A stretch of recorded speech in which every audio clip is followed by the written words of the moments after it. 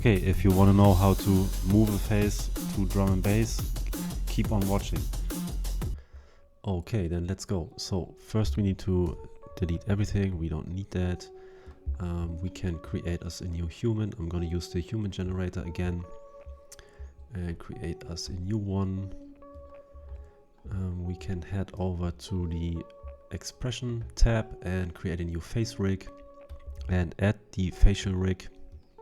So the face rig is what we are going to manipulate with our audio visualizer.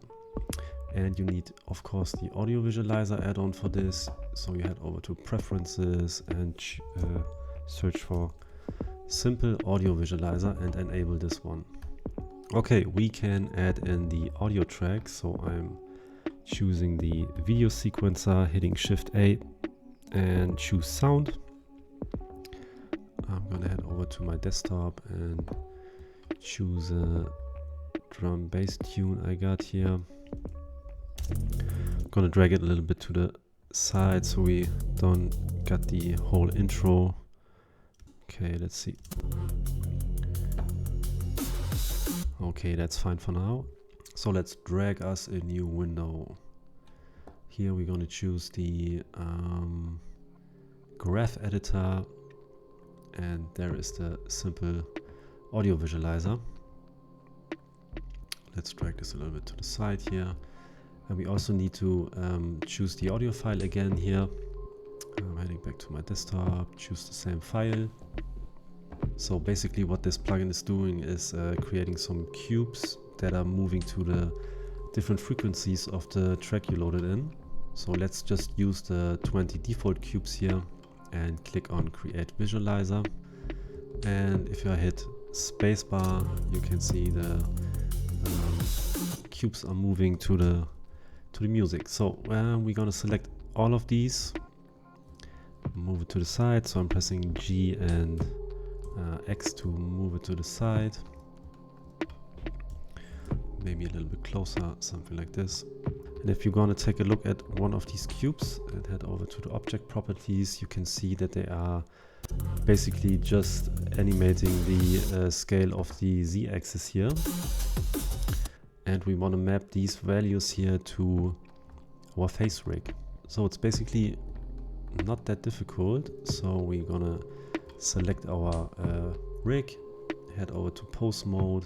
Let's say we want to animate the mouth movement here.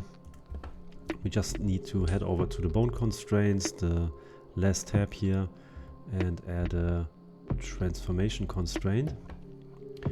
Now we can select a cube. Let's just choose this one.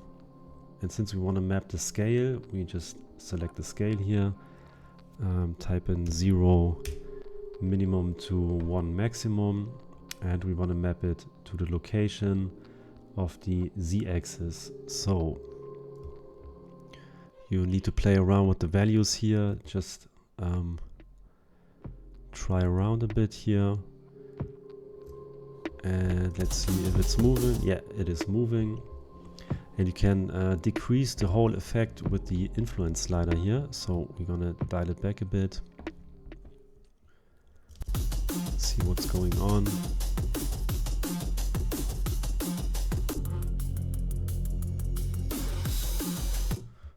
We can fine tune it here a bit. Let's put out the maximum a bit. And we can decrease the whole.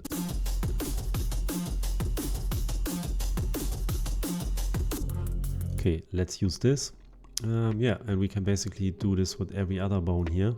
So let's just choose the eyebrow here. We can get back into the transformation constraint. And let's choose another cube. Maybe this one. Yeah, and basically do the same. You need to do this for every bone. Yeah, we choose the scale again from 0 to 1 and map it again to the Z-axis. So let's dial it in here.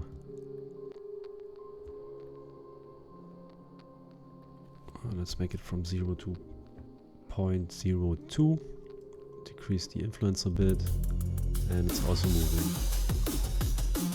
yeah, that's basically the technique for it.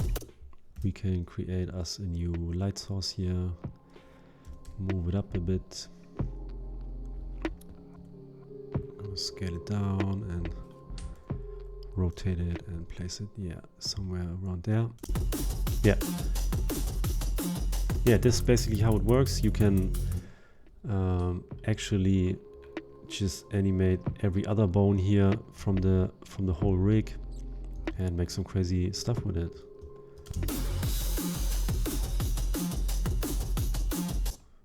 So yeah, this was a quick and short video. Just wanted to show you the method, how this works. I think you can do crazy stuff with this. Yeah, see you in the next one. Peace.